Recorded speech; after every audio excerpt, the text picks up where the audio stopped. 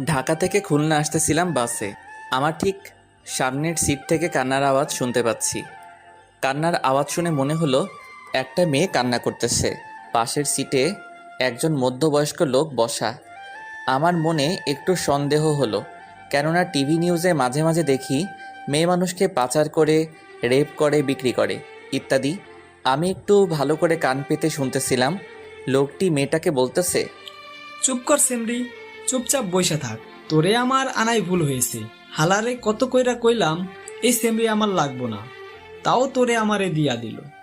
এখন চুপচাপ বইসা থাক, নইলে কিন্তু তোরে আবার দিয়ামু। তারপর মেয়েটা আস্তে আস্তে কান্না করতে লাগলো। একটু পর লোকটি আবার মেয়েটাকে বলতেছে, ওইনে যাইয়া ভালো মতো কাম করবি, নইলে কিন্তু তোরে ওরা মাইরা ফেলবে।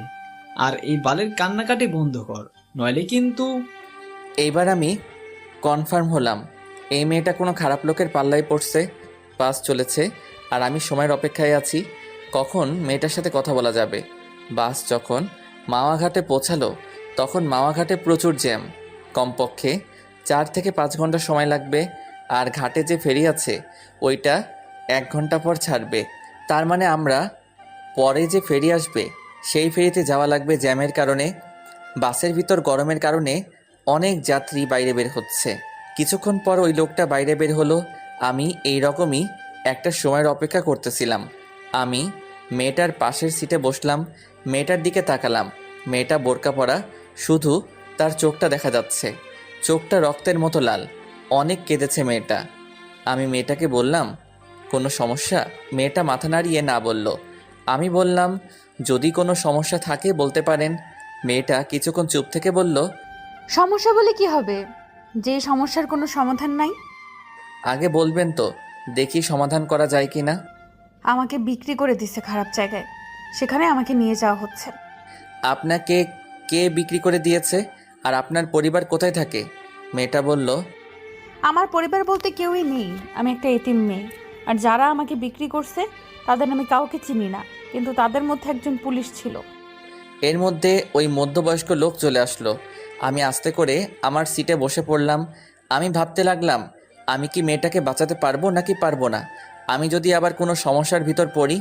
লোকটি মেয়েটাকে বলতেছে, আশেপাশে খাবার হোটেল নেই, আমি সামনে হোটেলে গিয়ে খাবার লইয়া আসি, আর তুই এইখানে বইয়া থাক, আমি আইতাছি।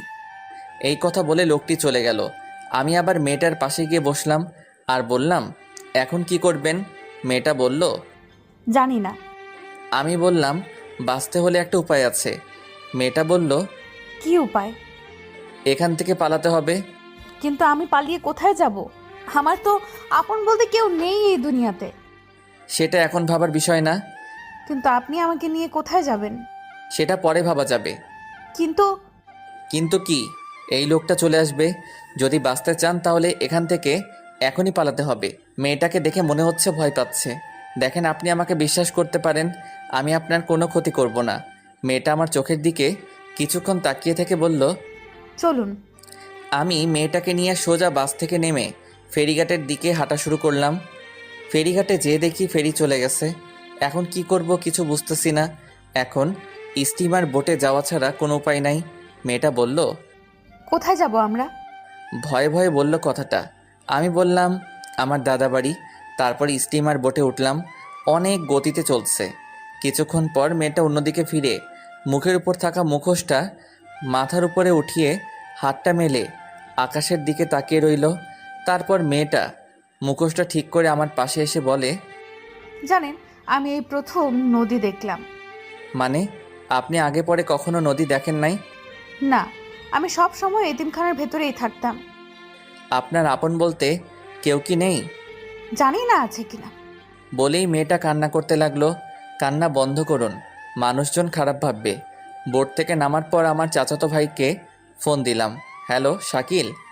কেমন আছো ভাইয়া? ভালো, আমি আসতেছি বাড়ি। সত্যি? হুম। এই কে কে আসবে? একটা মেয়ে আছে, আমার সাথেও আসবে। কে ভাইয়া মেয়েটা? আমি আসি তারপর বলবানি। থাক,